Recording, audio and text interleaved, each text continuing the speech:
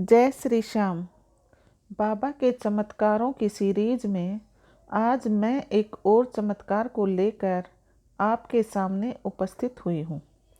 आज फिर मैं उसी सन्यासी के जीवन में हुए एक और चमत्कार का वर्णन करना चाहती हूँ, जिसका वर्णन मैं अपनी पिछली कई वीडियो में कर चुकी हूँ। दरअसल वे सन्यासी बाबा स्वयं कहते हैं कि बाबा ने मेरे जीवन में इतने चमत्कार किए हैं जिनका वर्णन करना मेरे वश की बात नहीं है। फिर भी मैं अपने जीवन में घटित घटनाओं का वर्णन करने की एक छोटी सी कोशिश कर रहा हूँ। सन्यासी बाबा के जीवन में घटित उन्हीं घटनाओं का वर्णन मैं अपनी वीडियो के माध्यम से आपके सामने प्रस्तुत करती हूँ।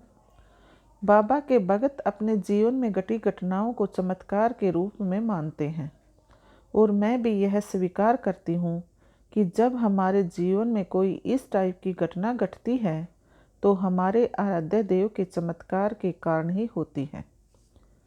मेरा मकसद सिर्फ बाबा के चमत्कारों को भक्तों के सामने प्रस्तुत करना है, ताकि अपने जीवन में हार मान चुके बाबा के भक्तों को यह विश्वास हो जाए कि बाबा कभी भी आकर हमारे जीवन में कोई भी चमत्कार कर सकते हैं। मैंने बाबा के चमत्कारों की सीरीज बनाना भी उसी सन्यासी बाबा के कहने से शुरू किया था। दरअसल वे चाहते थे कि उसके जीवन में हुई या बाबा के भक्तों के जीवन में हुई घटनाओं के बारे में सभी भक्तों को पता चले। चलो सन्यासी बाबा के जीवन में हुई एक और घटना का वर्णन मैं आपके सामने करती हूँ। सन्यासी बाबा ने मुझे बताया कि उस छोटे से आश्रम में स्थान मिलने के पश्चात मैं वहाँ पर साधना करने लगा।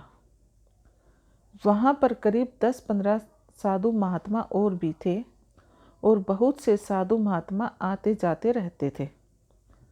कुछ साधु बाबाओं को तो साधना करते हुए लंबा समय व्यतीत हो चुका था। उनकी आयु भी लगभग 80 वर्ष के आसपास हो चुकी थी, लेकिन जब मैं उन साधु बाबाओं को देखता था या बातें करता था तो ऐसा लगता ही नहीं था कि वे इतने बुजुर्ग हो चुके हैं। उनके चेहरे पर इतना तेज था जिससे उनकी आयु का पता नहीं लगता था। उन्होंने काफ़ी सीधियाँ प्राप्त की हुई थी। साधु बाबा जड़ी बूटियों को पत्थर पर रगड़कर अपने पूरे शरीर पर लगाते थे, जिससे कोई भी जहरीला जीव जंतु उनके पास न आ पाए। उन्होंने मुझे भी कहा कि तुम ऐसा ही किया करो, वरना यहाँ पर सांप और बिच्छू इतने ज़्यादा हैं, कभी भी तू उनका शिकार बन सकता है। लेकिन मैं उनकी बात को अनसुना करता रहा। एक दिन जब मैं साधना कर रहा था तो एक साधु बाबा ने देखा कि मेरे ऊपर एक सांप रेंग रहा है। वह बड़ा परेशान हुआ और भागकर दूसरे साधु बाबा को भी बुला लाया। वे दोनों बहुत परेशान थे। उनको समझ नहीं आ रहा था कि क्या किया जाए, क्योंकि अगर सांप को छेड़ते हैं तो सांप मुझे काट सकता था। इसलिए वह चुपचाप दूर खड़े हुए सब कुछ देखते रहे। वह सांप लगभग 10-15 मिनट तक मेरे ऊपर अटखेलियाँ करता रहा और बाद में अपने आप चला गया। उसके जाने के बाद साधु बाबा ने मुझे समाधि से जगाया और पूरी घटना का वर्णन किया। जब साधु बाबा ने मुझे सांप के बारे में बताया तो मुझे स्मरण हुआ कि पहले गांव में भी मेरे साथ 1-2 बार ऐसा हो चुका था, लेकिन उस समय मैंने ज़्यादा सीरियस नहीं लिया था। लेकिन आज की घटना ने मुझे सोचने पर मजबूर कर दिया और मैंने कहा कि यह मेरे बाबा का ही कोई चमत्कार है। लेकिन साधु बाबा ने कहा कि जीव जंतुओं को अगर हम कुछ नहीं कहें तो वह बगैर हमारा नुकसान किए आराम से चले जाते हैं।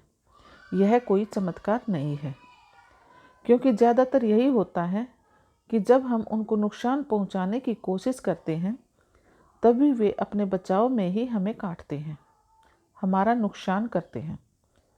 मैं साधु बाबा की बात सुनकर चुप रहा, लेकिन मैं जानता था कि यह मेरे बाबा का ही चमत्कार है। उस घटना के 2-3 दिन बाद ही आश्रम का ही एक दूसरा साधु बाबा साधना कर रहा था और वह समाधि में भी था। फिर भी एक जहरीले सांप ने उनको काट लिया। हालांकि जड़ी बूटियों के द्वारा साधु बाबा की जान तो बचा ली गई, लेकिन वे सभी यह सोचने पर मजबूर हो गए कि इसको सांप ने क्यों काटा। यह भी तो साधना कर रहा था, समाधि में था, इसने भी तो सांप का अहित करने की कोशिश नहीं की, फिर इसको क्यों काटा। मेरे मन में भी शंका थी। मैंने साधु बाबा से पूछा कि आप तो जड़ी बूटियों का लेप करते हो, फिर आपको सांप ने कैसे काट लिया। तो पता चला कि उस बाबा ने जो लेप किया था, उन जड़ी बूटियों की पत्तियां कच्ची और कोमल होने के कारण ज़्यादा असरदार नहीं थी। इस घटना के बाद उस आश्रम के साधु बाबाओं को मेरे बाबा के चमत्कार पर विश्वास हो गया। मुझे तो बाबा पर कोई शंका नहीं थी, लेकिन उन साधुओं ने भी बाबा की शक्ति को स्वीकार किया। बाद में मेरे साथ कई बार ऐसा हुआ, लेकिन सांप ने मुझे कभी नहीं काटा। यह खाटू बाबा की मेरे ऊपर कोई विशेष कृपा है, जिसे मैं चमत्कार कहता हूँ। जय श्री श्याम।